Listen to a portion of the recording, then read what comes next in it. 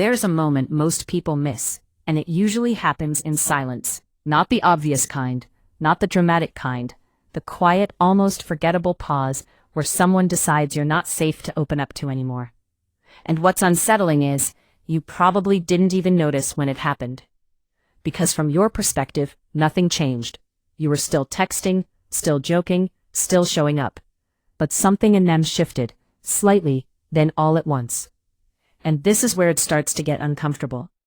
Your soulmate, the person you believe is meant for you, might actually be pulling away because of patterns you don't realize you're repeating. It doesn't look like sabotage, it looks like normal behavior. But here's the part most people completely miss. Attraction doesn't fade because of one big mistake. It erodes through small, almost invisible moments that stack up over time. Like when they're telling you something important, and you interrupt, not aggressively, just enough to signal you're more focused on your response than they're feeling. Or when they take a little longer to reply, and you suddenly become colder, a little distant, pretending you don't care, but your energy shifts just enough for them to feel it. And this is where things start to shift. Because emotionally intelligent people don't react immediately. They observe, they adjust, they start protecting themselves quietly. You'll still see them smile, you'll still hear them laugh, but their investment changes, their openness becomes selective.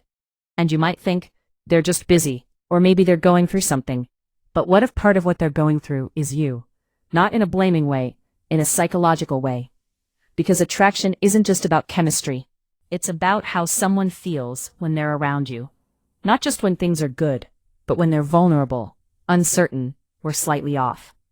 If you've ever noticed someone becoming more reserved over time, giving shorter answers, avoiding deeper conversations, you've already seen this dynamic in motion.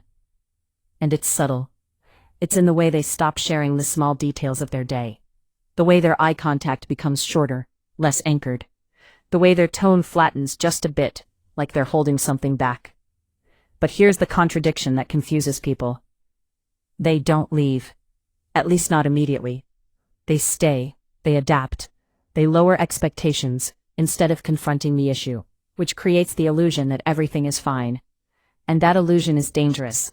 Because while you think the connection is stable, they're slowly detaching emotionally, piece by piece. And this is where most people get it wrong. They start trying harder, but in the wrong direction. More texts, more attention, more attempts to fix something they don't fully understand. But attraction doesn't respond to pressure, it responds to alignment. It doesn't seem obvious at first, but the real issue often isn't what you're doing, it's what you're unintentionally signaling. Neediness disguised as care, control disguised as consistency, emotional unavailability disguised as independence. And people feel that. Not logically, subconsciously, because humans are wired to detect emotional incongruence. When your words say one thing, but your behavior suggests another, it creates tension. And tension over time becomes distance. Let me say something most people won't tell you. Your soulmate is not just someone who understands you. It's someone who feels understood by you. And if they start feeling like they have to filter themselves, explain themselves, or minimize parts of who they are, just to keep things smooth, something breaks internally. Not loudly, quietly. And once that internal shift happens, it's hard to reverse without awareness. Here's a small but powerful detail most people overlook. Watch how someone reacts after they share something personal. Do they look at you for validation? Do they pause slightly, waiting for your response? That pause is everything. If you miss it, dismiss it, or respond in a way that feels off, even slightly, they register it. And they remember.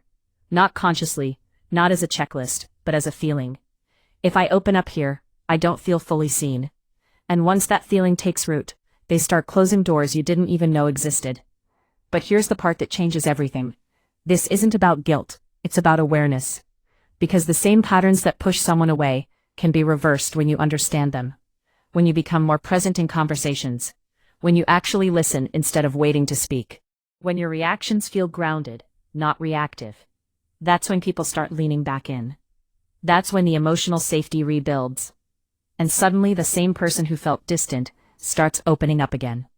Not because you chased them, but because you created space for them to feel safe. So if something feels off in your connection right now, don't just look at what they're doing. Look at the micro moments. The pauses, the tone shifts, the small emotional exchanges that seem insignificant but carry weight. Because your soulmate isn't disappearing randomly, they're responding to something. And the moment you understand what that is, everything changes. If you want to understand human behavior on a deeper level, subscribe for more.